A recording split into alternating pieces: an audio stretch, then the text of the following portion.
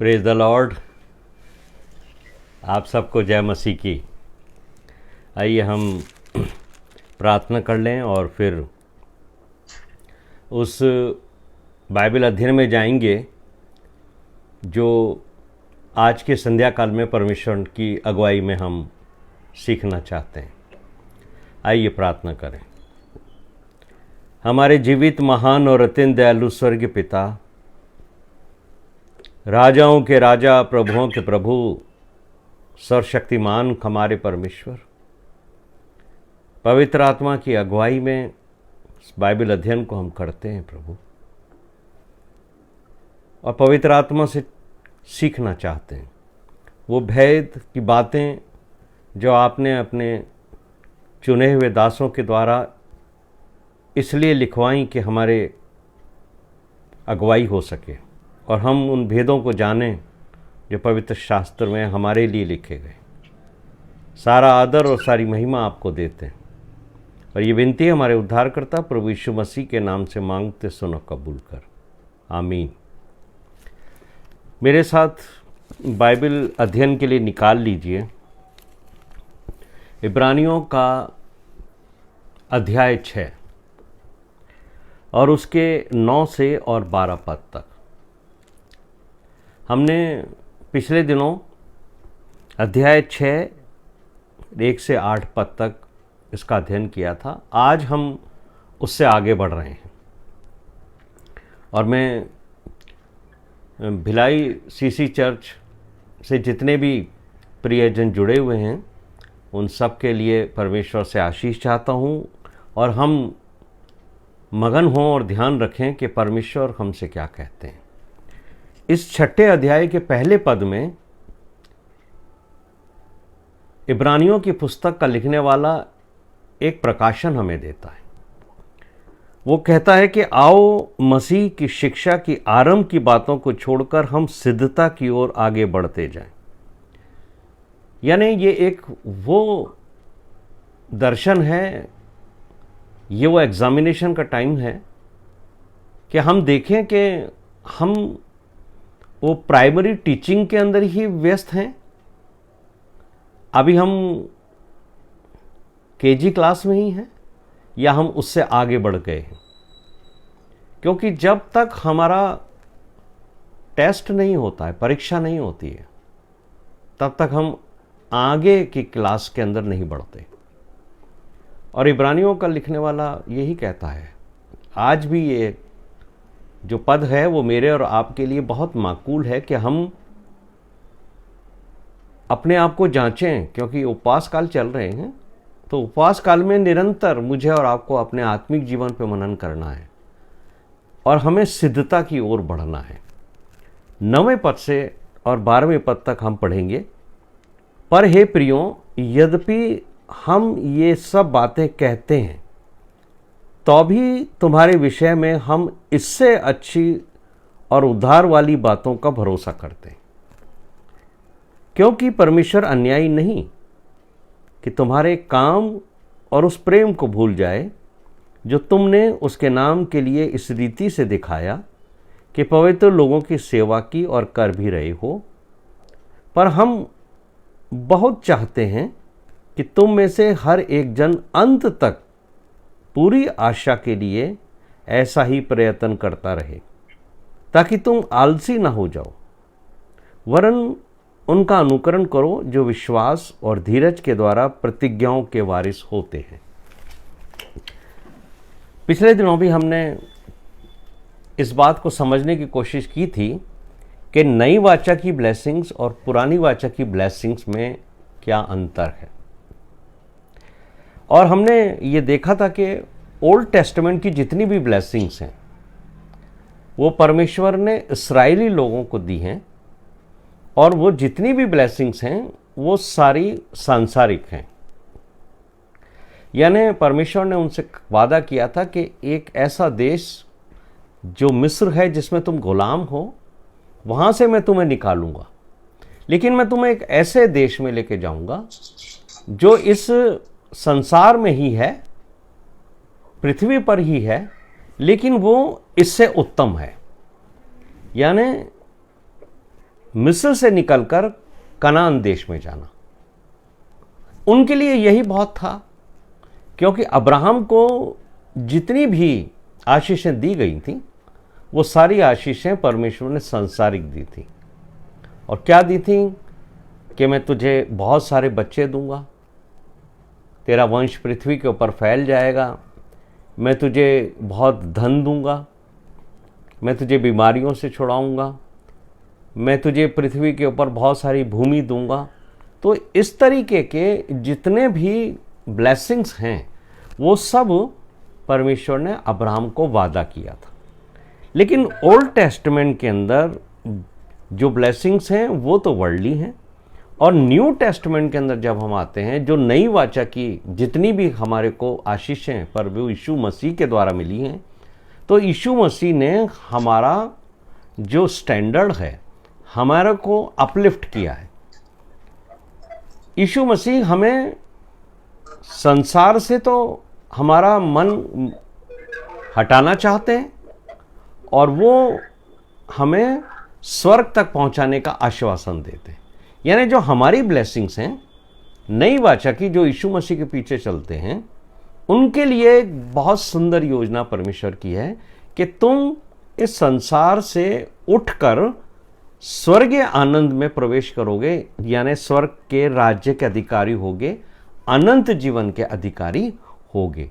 जो बात यीशु मसीह ने सबसे पहले अपने प्रचार में की थी, मत्ती 4:17 में यीशु मसीह ने कहा था, मन फिराओ क्योंकि स्वर्ग का राज्य निकट है। यानी मैं तुम्हें स्वर्ग के राज्य में प्रवेश कराऊंगा, लेकिन समस्या वहां है कि जब तक हम मन नहीं फिराते तो हम आगे नहीं बढ़ पाते। और इब्रानियों का अगर आप 11वां अध्याय पढ़ेंगे, जहां विश्वास के बड़े बड़े धुरंधर हैंगे, वहां पर एक बात लिखी हुई है जिसको हम में से बहुत कम लोग इस पे ऊपर ध्यान देते हैं।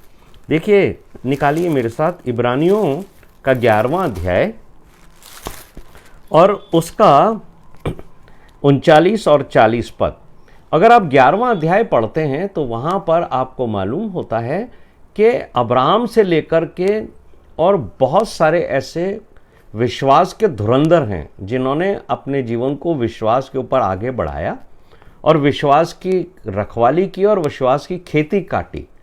लेकिन जब ये सारे के सारे लोगों का बड़ा चित्रण हो गया, उनकी जो ब्लेसिंग्स हैं वो यहाँ पर लिखी गई, उन्होंने किस तरीके से विश्वास रखा और कितनी आशीषें पाई, उसके बाद अंत के अंदर परमेश्वर का वचन लिखने वाला इब्रानियों का वो कहता है 39 वर्स और 40 में, विश्वास ही के द्वारा इन सब के विषय में अच्छी गवाही दी गई।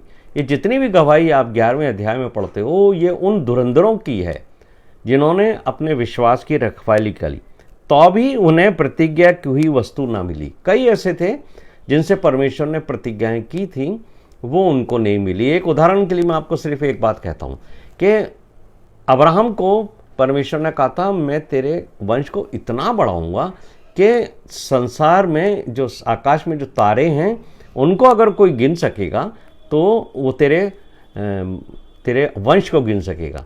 लेकिन ये प्रतिज्ञा अब्राहम के जीवन में पूरी नहीं हुई कि अब्राहम इस प्रतिज्ञा को अपनी आंखों से देखता कि मेरे परिवार में या मेरे वंश में इतने बच्चे हैं। तो ये जो बात लिखी है, तो भी उन्हें प्रतिज्ञा की हुई वस्तु ना मिली। इस तरीके के और भी उदाहरण मिले। लेकिन मेरे और आपके लिए क्या लिखा है, क्योंकि परमेश्वर ने हमारे लिए पहले से एक उत्तम बात ठहराई है कि वे हमारे बिना सिद्धता को ना पहुंचे। परमेश्वर ने हमारे लिए, जो नई वाचा के लोग हैं, उनके लिए पहले से एक उत्तम आशा ठहराई है। जो ये ओल्ड टेस्टामेंट के लोग थे, जो पुरानी वाचा पे चलते थे, उन्होंने वो ब्लेसिंग्स नहीं पाई जो हेवनली ब्लेसिंग्स परमेश्वर ने देने का वादा हमसे किया है। और हमें संसार की वस्तुओं के ऊपर और उनका आकर्षण में नहीं फंसना है, ना धन में, न संपत्ति में, न संतानों में, न किसी वस्तु के ऊपर, क्योंकि हमें परमेश्वर की ओर से एक बहुत ही बड़ी और उत्तम आशा है। और वो आशा क्या है कि हम स्वर्ग के राज्य में प्रवेश करेंगे।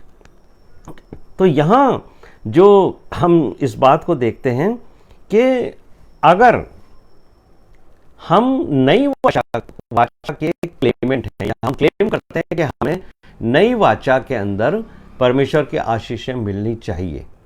तो यहाँ अब हमारे लिए एक बहुत बड़ी बात शुरू होती है।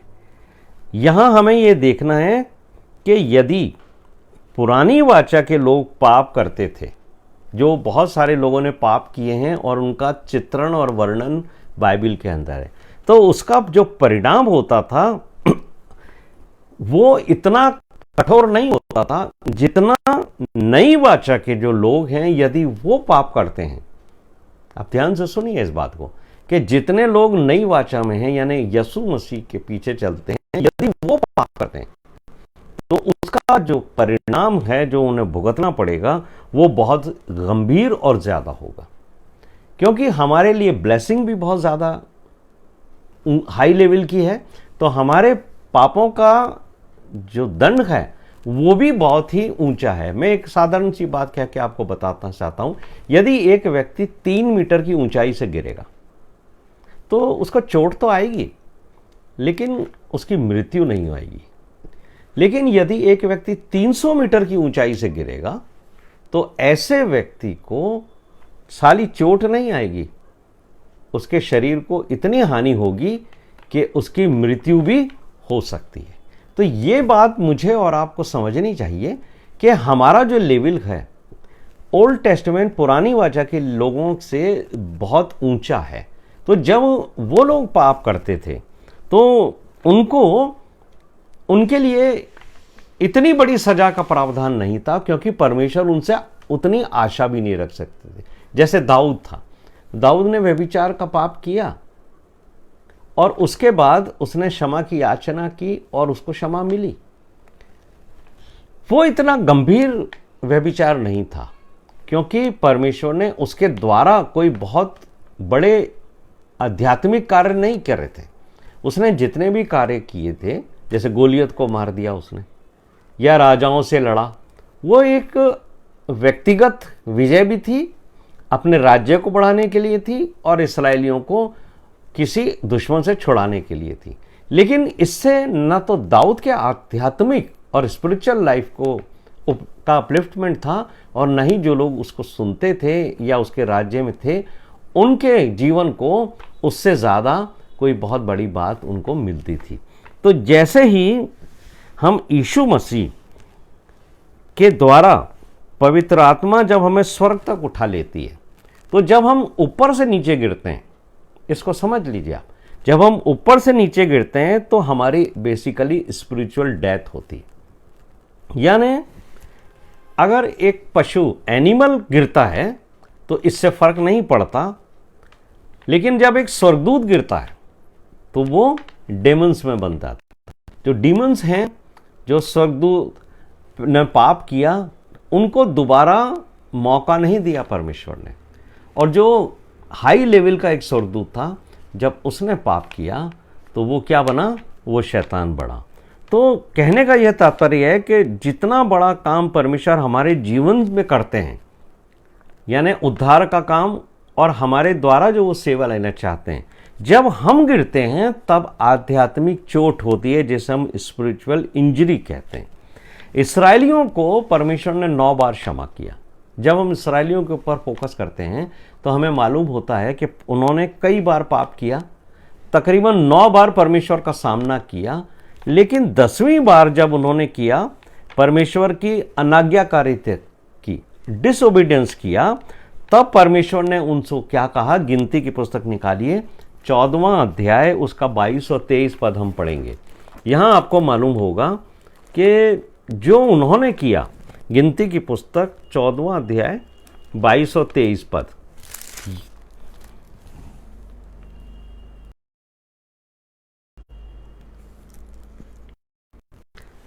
देखिए यहां पर क्या लिखा है? उन सब लोगों ने जिन्होंने मेरी महिमा मिस्र देश में और जंगल में देखी और मेरे किए हुए आश्चर्य कर्मों को देखने पर भी 10 बार मेरी परीक्षा की और मेरी बातें नहीं मानी, इसलिए जिस देश के विषय में मैंने उनके पूर्वजों से शपथ खाई उसको वे कभी देखने ना पाएंगे, और जितनों ने मेरा अपमान किया है उनमें से कोई भी उसे देखने ना पाएगा। यानी परमेश्वर ने उनसे एक बात कह दी कि देखो, तुमने मुझे डिसओबे किया है, 9 बार मैंने तुम्हें क्षमा किया, लेकिन अब 10वीं बार मैं तुम्हें क्षमा नहीं करूंगा। जितने लोग मिस्र से निकले हैं उनमें से एक भी व्यक्ति, नॉट अ सिंगल, इसमें प्रवेश करेगा उन लोगों में से जो मेरे विरुद्ध अनाज्ञाकारिता का पाप करते हैं। सिर्फ 2 व्यक्ति ऐसे हैं जो उस देश के अंदर जाएंगे जो जिसका वादा मैंने तुमसे किया है, और वो थे केलेब और यहोशू। इनके अलावा कोई उसमें प्रवेश नहीं कर पाया। तो आप ये देखेंगे कि परमेश्वर ने उनको 10 बार के बाद भी 10वीं बार उनको परमेश्वर के विरुद्ध काम करता है। यानी जैसे मूसा था, तो जब मूसा ने अपराध किया तो मूसा ने सिर्फ एक बार अपराध किया, लेकिन परमेश्वर ने मूसा के एक अपराध को भी क्षमा नहीं किया। अब इसको समझिए आप कि ऐसा क्यों होता है कि एक ऑर्डिनरी आदमी जब पाप करता है तो परमेश्वर उसको बार बार क्षमा देता है, लेकिन जब एक परमेश्वर का व्यक्ति, तो जैसे मूसा है ओल्ड टेस्टामेंट के अंदर भी, जिससे परमेश्वर ने बहुत बहुत काम लिए, उसके द्वारा परमेश्वर ने एक जाति को बहुत बड़ा निकाला, लेकिन उसका एक पाप परमेश्वर ने क्षमा नहीं किया। क्यों नहीं किया? क्योंकि उसने इतना गंभीर पाप किया जो परमेश्वर की नज़र में इतना गंभीर पाप ठहरा कि परमेश्वर ने उसको कनान देश में, जिसके लिए उसने वादा किया था कि तू इनको निकाल कर लाना और कनान देश में इनको प्रवेश कराना, वहां जाने से परमेश्वर ने उसको रोक दिया। आपको मालूम है कि उसने क्या पाप किया था? आप मेरे साथ निकाल लीजिए, गिनती का 20वां अध्याय निकालिए, तो आपको मालूम होगा कि मूसा ने क्या अपराध किया था। कई बार हम लोग जो हैं ये मूसा के अपराध के बारे में पढ़ते हैं और हमें ये अनुभव नहीं हो पाता है या हम जान नहीं पाते हैं कि मूसा जो हैं वो उनका अपराध क्या था। देखिए, हम 20 गिनती की पुस्तक 20वें अध्याय के अंदर हम ये पढ़ेंगे। यहाँ ये घटना है कि एक समय ऐसा आ गया, दूसरे पद से ही हम आगे देखेंगे कि वहाँ पर पानी नहीं मिला इन इस्राएलियों को। तो ये मूसा और हारून के विरुद्ध जो हैं वो इकट्ठे होकर झगड़ने लगे और उससे कहने लगे 3 पद में कि भला होता कि हम तो उस समय ही मर जाते जब हमारे भाई यहोवा के सामने मर गए। तुम जो हो यहोवा की मंडली को इस जंगल में क्यों ले आए हो कि हम पशुओं समेत यहाँ मर जाएं? और तुमने हमको मिस्र से क्यों निकाला कि इस बुरे स्थान पर पहुँचें? यहाँ पर खाने पीने की कोई चीज़ नहीं है। मूसा और हारून जो हैं वो मंडली के सामने मिलाप वाले तंबू पर जाकर मुंह के बल गिरे और यहोवा उनको दिखाई दिया उसका तेज। और यहोवा ने मूसा से कहा कि उस लाठी को ले, तू अपने भाई हारून समेत मंडली को इकट्ठा करके उनके देखते उस चट्टान से बातें कर, तब वो अपना जल देगी। इस प्रकार तू चट्टान में से उनके लिए जल निकाल कर मंडली के लोगों और उनके पशुओं को पिला। यहोवा की इस आज्ञा के अनुसार मूसा ने उसके सामने से लाठी को ले लिया। 10वां पद, मूसा और हारून ने मंडली को उस चट्टान के सामने इकट्ठा किया। तब मूसा ने उससे कहा, हे दंगा करने वालों, सुनो, क्या हमको इस चट्टान में से तुम्हारे लिए जल निकालना होगा? तब मूसा ने हाथ उठाकर लाठी चट्टान 2 बार मारी और उसमें से बहुत पानी फूट निकला और मंडली के लोग अपने पशुओं समेत पीने लगे। परंतु मूसा और हारून से यहोवा ने कहा, तुमने जो मुझ पर विश्वास नहीं किया और मुझे इस्राएलियों की दृष्टि में पवित्र नहीं ठहराया, इसलिए तुम इस मंडली को उस देश में पहुंचाने ना पाओगे जिसे मैंने उन्हें दिया है। कभी कभी बहुत सारे लोगों को लगता है कि मूसा ने परमेश्वर की आज्ञा नहीं मानी और उसने 2 बार उस चट्टान के ऊपर लाठी मारी, जबकि इसके पहले भी एक घटना है जहां पर परमेश्वर ने मूसा से कहा था कि इस लोगों को इकट्ठा करना और लोगों के देखते हुए चट्टान से पर लाठी मारना और ये चट्टान पानी देगी। अब जब भी हम बाइबल का अध्ययन करते हैं तो दो चीज़ हमें ध्यान में रखनी है कि चट्टान जो है वो हमेशा यीशु मसीह के बारे में कहा गया है कि चट्टान जो है वो यीशु मसीह को न्यू टेस्टामेंट में रिवील करती है, और पानी जो है उसके लिए यीशु मसीह ने कहा है कि मैं जो हूँ, जो पानी है वो जीवन का जल है। तो ये दोनों चीज़ यीशु मसीह की ओर इंगित करती है। इसलिए जब मूसा ने 2 बार लाठी मारी तो लोगों का ऐसा विचार है कि उसने यीशु मसीह के ऊपर प्रहार किया, और कई स्कॉलर या कई लोग ऐसा कहते भी हैं, कई प्रचारक ये कहते हैं कि मूसा ने को 1 बार मारनी चाहिए थे, उसने 2 बार मारी। लेकिन अगर आप इस घटना को पढ़ोगे तो मूसा का अपराध आपको मालूम पड़ेगा। पहली बात तो परमेश्वर ने, यहोवा ने मूसा से ये कहा ही नहीं था कि चट्टान के ऊपर लाठी मारना। उसने, परमेश्वर ने मूसा से सिर्फ एक बात कही थी कि तू इससे बातें करना, यानी तू बात करेगा तो ये जीवन का जल देगी। यानी ये न्यू टेस्टामेंट का रिवीलेशन है कि यदि मैं और आप यीशु मसीह से बात करते हैं तो यीशु मसीह हमें जीवन का जल देंगे, और उसकी सुनते हैं और उस जीवन के जल को ग्रहण करते हैं तो हम तृप्त हो जाएंगे। लेकिन यहाँ जो बात मूसा के अपराध की है, मूसा के डिसओबीडियंस, तो मूसा ने ये किया कि उसने परमेश्वर की बात नहीं सुनी। उसने वो काम किया जिसके लिए परमेश्वर ने उसको कहा ही नहीं था। लेकिन उसका अपराध क्या था जिसकी वजह से उसको प्रवेश करने के लिए परमेश्वर ने कह दिया कि ना तो तू और ना हारून वहां जाओगे जिसका देने का वादा मैंने तुम लोगों से किया है कि तुम लोग जो हो, ये जो इस्राएल जाति है, उसको तुम मिस्र से निकालकर कनान में प्रवेश करोगे।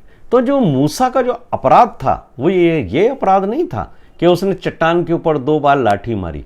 आप लिखा लिए गिनती की पुस्तक, उसका 20वां अध्याय और उसका 10वां पद पढ़िए। यहां पर जो मूसा से गलती हुई है वो इतनी खतरनाक गलती है जिसको हम कई बार नजरअंदाज करते हैं और हम समझ नहीं पाते। 10वें पद में लिखा है, मूसा और हारून ने मंडली को उस चट्टान के सामने इकट्ठा किया। परमेश्वर ने उससे कहा था 8वें पद में कि तू उस मंडली को इकट्ठा करके उस चट्टान से बातें करना, तो अपना जल देगी।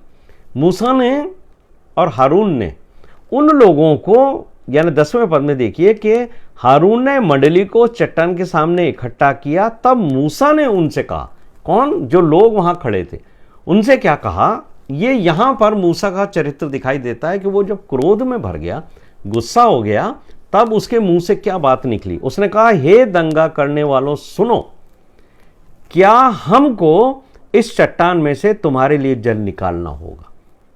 ये जो बात मूसा के मुंह से निकली है, यही उसके लिए अपराध और गुनाह ठहरी। जब उसने कहा, क्या हमको, यानी मुझे और हारून को तुम्हारे लिए इस चट्टान में से पानी निकालना पड़ेगा, यही परमेश्वर के विरुद्ध जो है उसके लिए पाप ठहरा। अब यहां मुझे और आपको समझना है कि क्या मूसा जो थे वो पहली बार जब उन्होंने चट्टान के ऊपर लाठी मारी थी तो क्या मूसा ने निकाला था पानी? किसने निकाला था? परमेश्वर ने निकाला था। क्या मूसा ने मिस्र से जब इस्राएलियों को निकाला था तो जो समुद्र था उसके अंदर जो 2 फाड़ हुए थे, क्या वो मूसा की वजह से हुए थे? किसने उस समुद्र को 2 फाड़ किया था? परमेश्वर यहोवा ने किया था।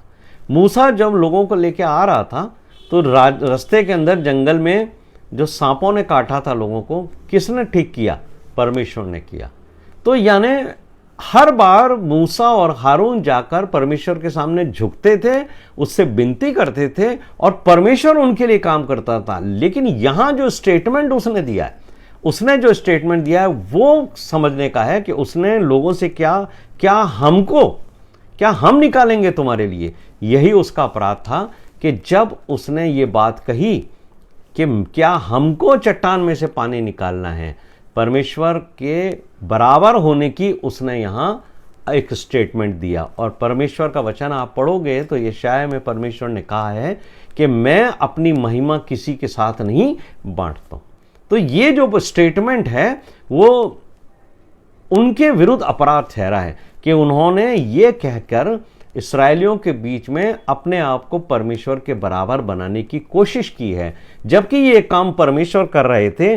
और परमेश्वर ने उनको स्पष्ट कह दिया 12वें पद में कि तुमने जो मुझ पर विश्वास नहीं किया और मुझे इस्राएलियों की दृष्टि में पवित्र नहीं ठहराया है, इसलिए तुम इस मंडली को लेकर नहीं जाओगे। तो हम मेन टॉपिक के ऊपर आते हैं कि जब एक ऑर्डिनरी आदमी अपराध करता है तब परमेश्वर उसको क्षमा करता है, लेकिन जब परमेश्वर का चुना हुआ व्यक्ति, एक भक्त, परमेश्वर के द्वारा चुने हुए आज के लीडर्स, चर्च के अंदर जो सेवा देने वाले लीडर्स हैं, जो पास्टर्स हैं, जो बिशप्स हैं, जिनको परमेश्वर ने एक पद दिया है, यदि वे गलती करते हैं तो परमेश्वर की नज़र में ये बहुत बड़ा अपराध होता है।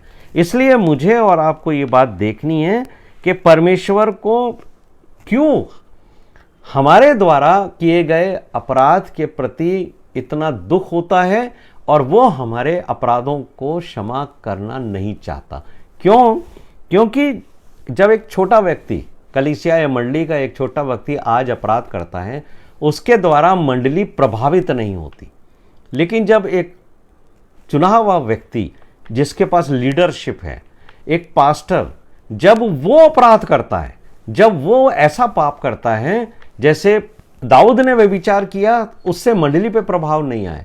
लेकिन आज अगर हमारा अगुआ या हमारा कोई प्रचारक या हमारा कोई पासबान व्यभिचार का पाप करता है, उससे मंडली के ऊपर बहुत बुरा अपराध प्रभाव पड़ता है और मंडली जो है वो बहुत नुकसान होता है। कौन सा नुकसान होता है उनका? ये है स्पिरिचुअल इंजरी, जो एक व्यक्ति परमेश्वर के काम के मध्य में चलते हुए उस व्यक्ति के द्वारा कलीसिया को दी जाती है, जिस व्यक्ति पर परमेश्वर ने भरोसा करके उसको उस पद के ऊपर ठहराया है। इसीलिए जो बात इब्रानियों के 6 अध्याय में कही गई है, 6 अध्याय के 6 पद में, कि यदि वे व्यक्ति भटक जाएं जिन्होंने परमेश्वर के उत्तम भाग को चख लिया है, जिन्होंने आने वाली जो परमेश्वर ने, देखिए इसको निकालिए, आपको इसको गंभीरता से पढ़ना है। इब्रानियों 6 उसके 6 पद के अंदर लिखा है 5वें पद में, परमेश्वर के उत्तम वचन का और आने वाले युग की सामर्थ का स्वाद चख चुके हैं। 4 पद से देखिए इसको, क्योंकि जिन्होंने एक बार ज्योति पाई है और जो स्वर्गीय वरदान का स्वाद चख चुके हैं, पवित्र आत्मा के भागी हो गए हैं और परमेश्वर के उत्तम वचन का और आने वाले युग के सामर्थ का स्वाद चख चुके हैं, यदि वे भटक जाएं तो उन्हें मन फिराव के लिए फिर नया बनाना अनहोना है, क्योंकि वे परमेश्वर के पुत्र को अपने लिए फिर क्रूस पर चढ़ाते और उस पर कलंक लगाते हैं। यदि वे भटक जाएं तो आप ये समझ लीजिए कि जो लीडरशिप के अंदर हैं, जो पास्टर्स हैं, जो बिशप्स हैं, जो चर्च के अगुवे हैं, चाहे वो सचिव हों, चाहे वो चेयरमैन हों, चाहे वो किसी भी मंडली के अंदर अगुवे हैं, यदि वे पाप करते हैं तो परमेश्वर को वो इंजरी देते हैं। परमेश्वर की जो मंडली है, जिसको हम कहते हैं बॉडी ऑफ क्राइस्ट, उसके अंदर उनका अपराध परमेश्वर के सामने बहुत ही कठोरता से उनका न्याय किया जाएगा। इसलिए जेम्स जो हैं, याकूब जो हैं, वो 3 अध्याय के पहले पद में कहते हैं कि तुम में से बहुत उपदेशक ना बने। विशेषकर जो उपदेशक हैं, जो परमेश्वर का वचन बांटते हैं, उनके लिए वो कहते हैं कि तुम में से बहुत उपदेशक ना बने, क्योंकि जानते हो कि हम उपदेशक और भी दोषी ठहरेंगे। ये जो नई वाचा के युग में जो चर्च लीडर्स हैं, जो उपदेशक हैं, आजकल बहुत सारे प्रचारक खड़े हुए हैं और वो प्रचार करते हैं। अच्छा है प्रचार करना, लेकिन मैंने पहले भी आपको ये बताया था, इब्रानियों की पुस्तक बड़ा ज़बरदस्त पुस्तक है, वो हमें बहुत सारी चीज़ें बताती है। और इब्रानियों की पुस्तक के अंदर लिखा है ये 2धारी तलवार है। परमेश्वर का वचन क्या है? 2धारी तलवार है। वो दोनों तरफ से काटता है। किस तरफ से काटता है? पहले तो वो बोलने वाले को काटता है, यानी प्रचारक को काटता है जो वचन को बोल रहा है, उसके बाद वो उन लोगों को काटता है जो सुनते हैं। तो ये 2धारी तलवार जो है वो हमारे लिए बहुत खतरनाक है, क्योंकि परमेश्वर हमसे हिसाब लेगा। आप देख लीजिए कि मूसा ने बहुत बड़े बड़े काम किए, लेकिन एक गलती को परमेश्वर ने उसकी क्षमा नहीं किया। तो परमेश्वर कितना कठोर है चर्च लीडर्स के प्रति, प्रचारकों के प्रति। जो लोग परमेश्वर के वचन का प्रचार करते हैं, यदि वे पाप में गिर जाएं, तो इब्रानियों का 6 अध्याय के 6 पद में कहता है कि उनका वापस लौट कर आना अनहोना है, क्योंकि वो उस स्टेटस के ऊपर परमेश्वर के द्वारा नहीं आ सकते। क्यों? क्योंकि परमेश्वर ने उनको उत्तम ज्ञान दिया है। परमेश्वर ने प्रचारकों को, पास्टर्स को, अगुवों को बड़ी भेद भरी बातें सिखाई हैं, और जब उन्होंने परमेश्वर का उत्तम ज्ञान ले लिया है, अगर वो पाप कर देंगे तो जो मंडली उनको सुनती है, जो मंडली उनके जीवन से आशीष को ग्रहण करती है, जो उनके पीछे चलती है, वो मंडली कितनी ज़्यादा उसको भयानक स्थिति में जाना पड़ेगा जब वो अपने अगुओं को देखेगी कि इन्होंने इतने बड़े बड़े पाप किए हैं। इसलिए दाऊद का व्यभिचार और आज का जो प्रचारक हैं या बड़े लोग हैं हमारे, जो हमारे अगुए हैं, जब वो व्यभिचार या कोई पाप करते हैं तो याद रखिए कि उनका जो दंड है वो परमेश्वर की नज़र के अंदर बहुत कठोर है, क्योंकि हमारे को संसार की आशीषें नहीं हैं, बल्कि हमारे को जो नई वाचा के लोग हैं उनको स्वर्गीय आशीषें मिलेंगी। इसलिए पुरानी वाचा में जो लोग मूसा के पीछे चलते थे उनमें, और जो लोग नई वाचा में यीशु मसीह के पीछे चलते हैं, उनका स्टैंडर्ड को समझ लीजिए आप। मूसा का स्टैंडर्ड और यीशु मसीह के स्टैंडर्ड में बहुत फर्क है। यीशु मसीह के पीछे चलने वालों का स्टैंडर्ड और लेवल बहुत हाई है। जो यीशु मसीह की शिक्षाएं थीं वो मूसा की शिक्षाओं से बहुत ऊंची हैं। मूसा तो आपको व्यवस्था के अनुसार एक छोटी सी छोटी आज्ञाएं देता था कि यदि कोई तुम्हारा दांत तोड़े तो तुम भी उसका दांत तोड़ देना, लेकिन यीशु मसीह ने हमारे को जो शिक्षाएं दी हैं वो हमें दूसरों के प्रति नम्र और दीन बनाती हैं, और दूसरों के प्रति हमारा वो व्यवहार नहीं सिखाती जो हमें व्यवस्था के अनुसार सीखने को मिला है। तो जो बात यहाँ पर है मत्ती के इब्रानियों के 6 अध्याय उसके 9वें पद में जो बात लिखी हुई है वो यही लिखी है, खोल लीजिए इसको, कि हे प्रियो, यद्यपि हम ये बातें कहते हैं तो भी तुम्हारे विषय में हम इससे अच्छी और उद्धार वाली बातों पर भरोसा करते हैं। क्या भरोसा करते हैं? इब्रानियों को लिखने वाला कहता है कि मैं तुम्हें बहुत सारी बातें ओल्ड टेस्टामेंट की यानी पुरानी वाचा की बता सकता हूं, लेकिन परमेश्वर तुमसे और उद्धार की बातों पर भरोसा करता है कि तुम यीशु मसीह के पीछे चलकर उद्धार के जरिए अनंत जीवन में प्रवेश करोगे।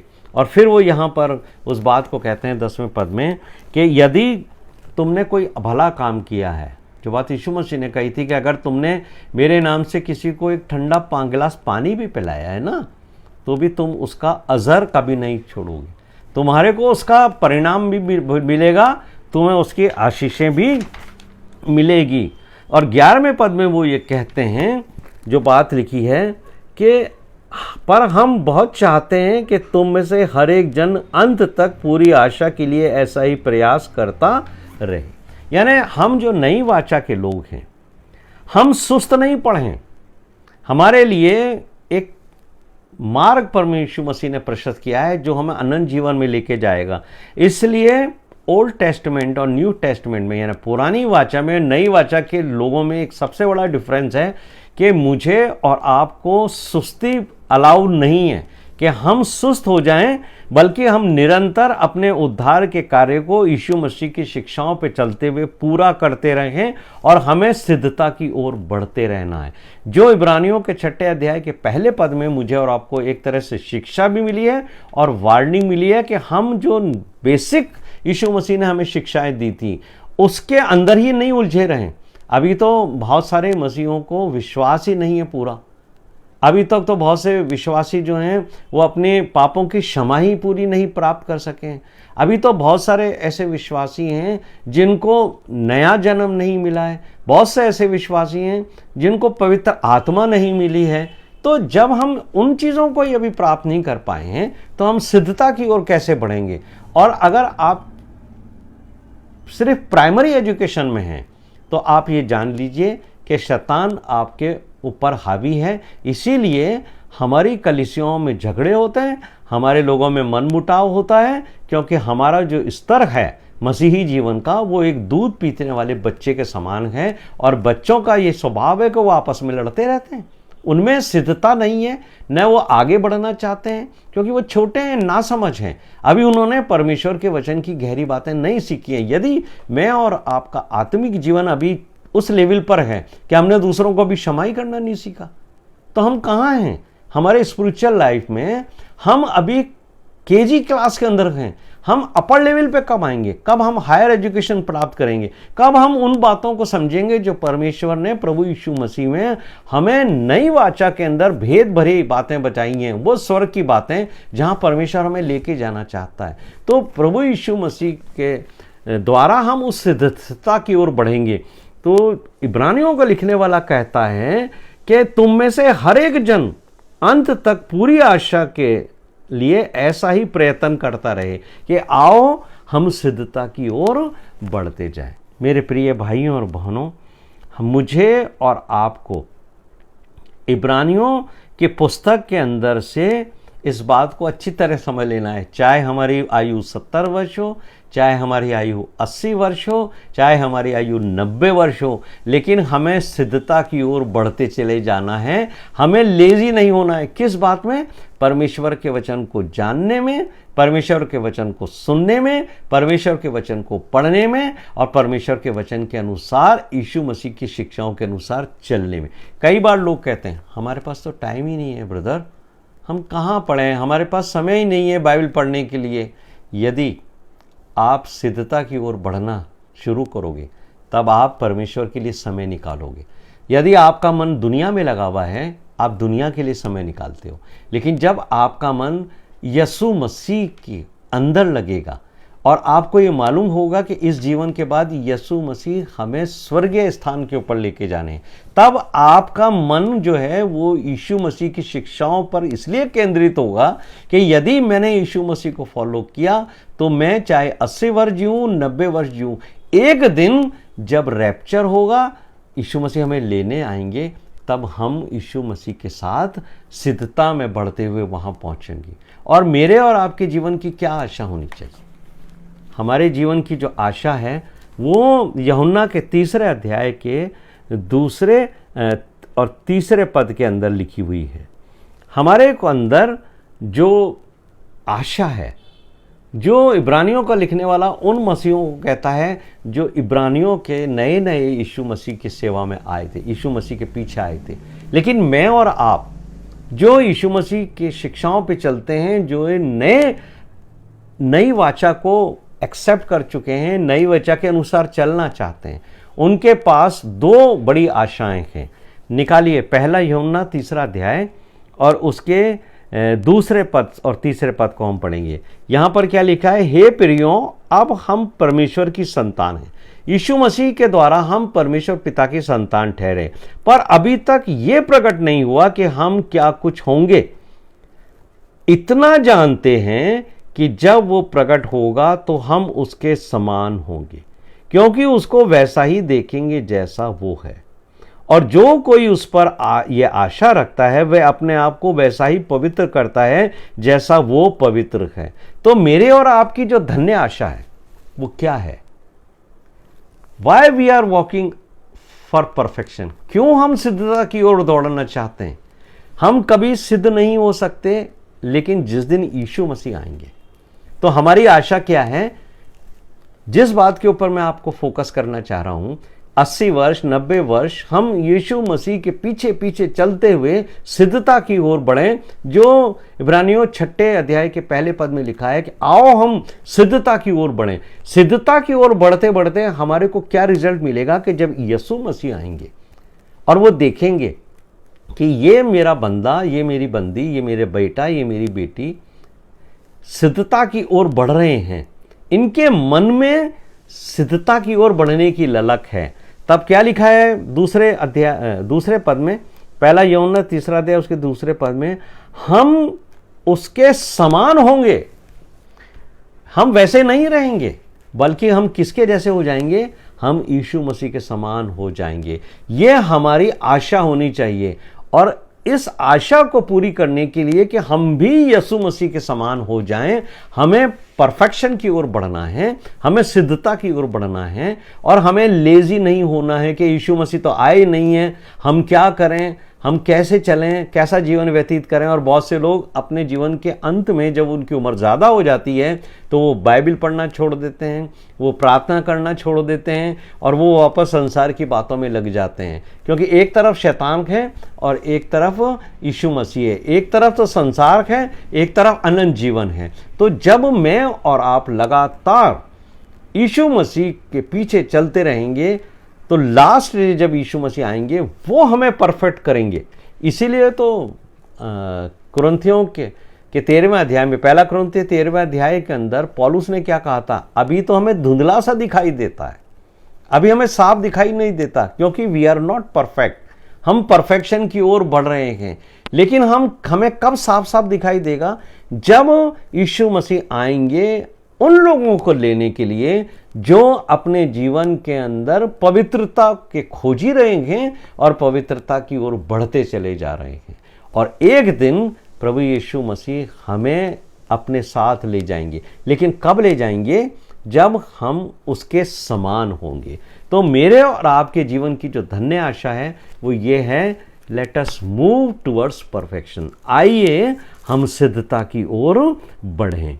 और इसीलिए जब हम सिद्धता की ओर बढ़ते बढ़ते हम पाप करते हैं, तब हम परमेश्वर के बदन को, यानी मैं और आप जो लीडरशिप में हैं, प्रचार करते हैं, परमेश्वर का संदेश पढ़ते हैं। जब हम भटक जाते हैं, जब हम पाप करते हैं, तो हम मंडली के लिए एक बहुत बड़ी स्पिरिचुअल इंजरी करते हैं।